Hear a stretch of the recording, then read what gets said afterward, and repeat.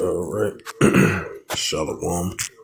First and foremost, I'd like to give all praises and glory and honor to Yahweh Bahashem, Yahweh Shai, Bahashem, Bokar Kadash, and the Heavenly Father. True name is Yahweh, and his unbegotten Son, Bahashem, in the name of Hamashiach Yahushai. Those are the true names in ancient Paleo Hebrew, the Rosh Kadash Holy Tongue.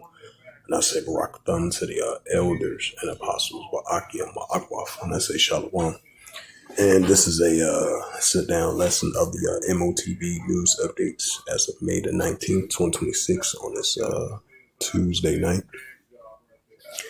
And this is from AI Google review of the central digital currency.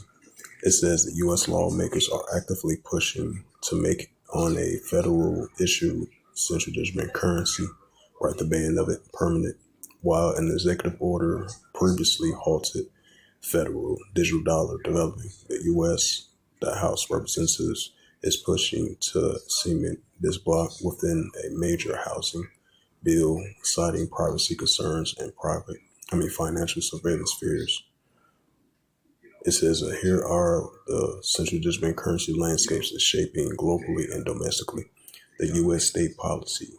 It says permanent ban push. The House Republicans are seeking to replace a temporary central digital currency restrictions with an indefinite statutory ban, pushing to attach stronger language to the 21st century road to the House Act. It says an executive action in January 2025, which was a year and a half ago. It says an executive order formally halted the U.S. central digital currency initiatives, shifting political focus towards a regulatory framework of favoring a private sector stablecoin, right? Stablecoin, cryptocurrency, in the own form of currency that came up with the Trump administration and the Trump family's M.O.T.B.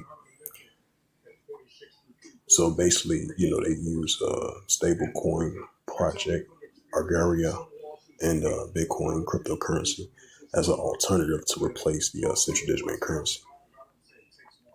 It says the global developments, global adoptions. According to the Atlantic Council, the central digital currency tracker, 146 countries representing 98% of the global GDP are actively exploring the plot in a central digital currency, right? Especially with CBC plot, CBC trials world too, that have been increasing among all these countries around the world. It says our early launches, fully launched central bank digital currencies are currently operational in the Bahamas, Jamaica, and Nigeria, which that was in development for a couple of years now. You're seeing that once again as of recently. The digital pound, the Bank of England is in the design phase of a potential digital pound. Right along, they push forth the digital ID as well too. It says with a final decision of a physical build phase expected in the second half of the decade. It says advanced economics versus emerging markets outside the euro area. Many advanced Western economies are deprioritized retail central digital currencies, where emerging markets are accelerating development to counter the proliferation of stablecoins.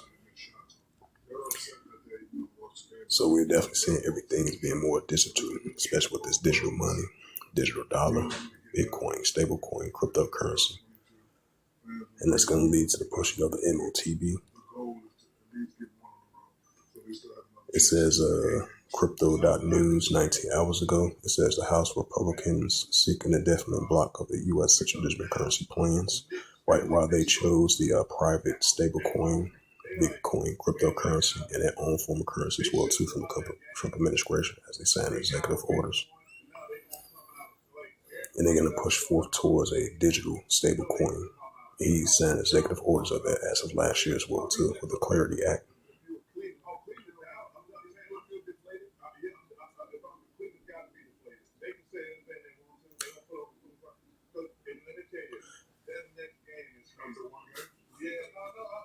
And as we're starting to see China and Russia to link towards a de-dollarization and to overthrow the American dollar as well too. and right along with the BRICS nations. And this is a news article, cryptobriefing.com, and it reads, it says Putin arrives in Beijing for Xi Jinping talks as Russia-China digital currency ties deepening. It says the two-day summit concludes with the 25th anniversary of the bilateral treaty with a central digital currency interability and a de-dollarization high on the agenda. It says Russian President Vladimir Putin landed in Beijing on May the 19th for a two-day summit with Chinese President Xi Jinping. So these are economical partners and military partners as well too. The summit runs through May 20th and concludes with the 25th anniversary of the Treaty of Good Neighborliness and the Friendly Cooperation, the foundation agreement governing relations between Moscow and Beijing. Both leaders have publicly referred to each other as friends and framed their partners instead as a stabilizing force in global affairs. It says oil trade and sanctions backdrop.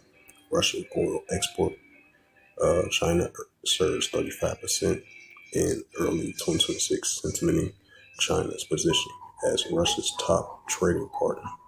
It says as status it has held since Western nations imposed sweeping sanctions following the Ukrainian invasion. Both governments have made abundantly clear they prefer that settlement happening outside the traditional dollar denominated system. Both nations are actively developing central digital currencies and the prospect of interability between as the two moves from ideological and operational priority. The CBDC interability, what it actually means. The digital yuan is ready for the most advanced major economy central digital currency in the world, with plot programs running across dozens of Chinese. The Russian digital ruby has progressed more slowly, hampering by the same economic pressures that makes it necessary in the first place. The diplomatic, it says the diplomatic chess game. It says Putin's arrival in Beijing comes shortly after Donald Trump held his own summit with Xi Jinping in capital. Beijing is positioning itself as a indispensable diplomatic counterparty and is capable Slovakia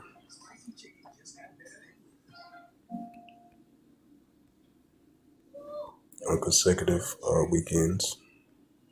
See if I can get to